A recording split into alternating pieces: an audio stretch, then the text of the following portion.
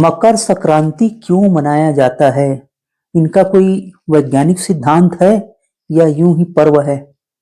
हम समझेंगे कि मकर संक्रांति का महत्व क्या है, इनकी पूजा विधि क्या होनी चाहिए, शुभ मुहूर्त क्या है। प्रत्येक वर्ष 14 और 15 तारीख को मकर संक्रांति मनाया जाता है। जिस राज्य में मकर संक्रांति मनाते हैं वहां के अलावा जो अन्य राज्य है वहां पोंगल या और अन्य राज्य में उत्तरायण, सब अलग अलग नाम से मनाते हैं।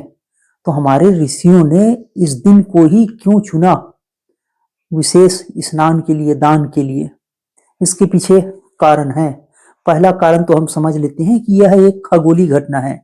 इस दिन जो सूर्य की स्थिति है वो बदल जाती है, रात का समय और दिन का समय चेंज हो जाता है। सूर्य जो दक्षिणायन चल रहा था अब वो उत्तरायण आ जाता है।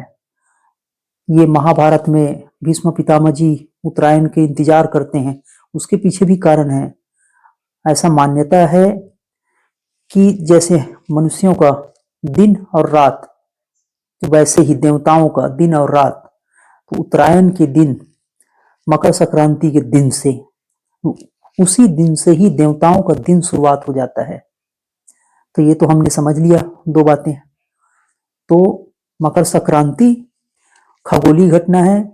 इस दिन से जो भी शुभ कार्य किया जाता है उसमें बरकत आएगी और इस दिन पूजा, स्नान, दान, ध्यान सबका गुना बढ़ जाता है। अगर कोई व्यक्ति इस दिन जब ध्यान या सेवा सत्संग के बजाय कुछ और करता है तो उसका भी गुना हो जाता है, बढ़ जाता है।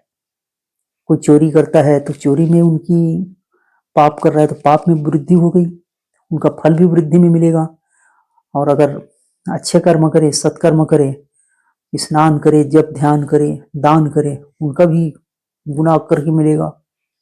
हजारों गुना लाभ देने वाला, अक्षय पुण्य देने वाला ये तिथि है जो कि 14 जनवरी इस बार जस्ट कल है। तो आप लोग विशेष जप, विशेष ध्यान कीजिए। और आपने महत्व तो समझ लिया। इस दिन गुड़ तिल का दान किया जाता है, गरीबों में दान, गंगा स्नान। जो गंगा नहीं जा सकता क्या करे? हर नदियों को गंगा माना गया, भारत देश तो ऐसा है। बस हमें भावना करनी होगी और उसका पुण्य मिल जाएगा।